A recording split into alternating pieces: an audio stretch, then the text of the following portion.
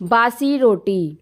एक लड़का था, वह ना तो कुछ काम करता ना ही काम धंधा करता, बस आवारा घूमता।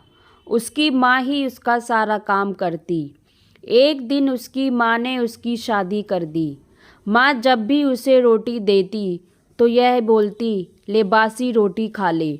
लड़के के समझ में नहीं आया कि माँ मुझे जब भी खाना देती है ऐसा क्यों बोलती है, लेकिन वह फिर भी चुपचाप रोटी खा लेता।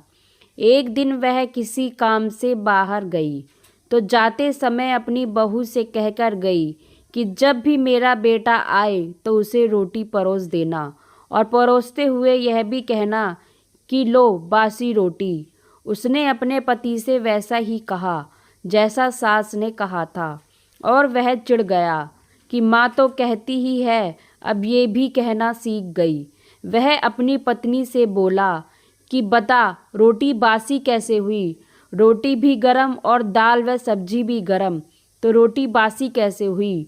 तो उसने बोला, ये तो आपकी माँ ही जाने, उन्होंने ही मुझे ऐसा बोलने को कहा था, सो मैंने कहा। वह बोला, मैं रोटी नहीं खाऊंगा। माँ तो कहती है अब तू भी बोलना सीख गई। माँ घर आई और बहू से पूछा कि क्या बेटे ने भोजन कर लिया। वह बोली, उन्होंने भोजन नहीं किया और बल्कि नाराज हो गए।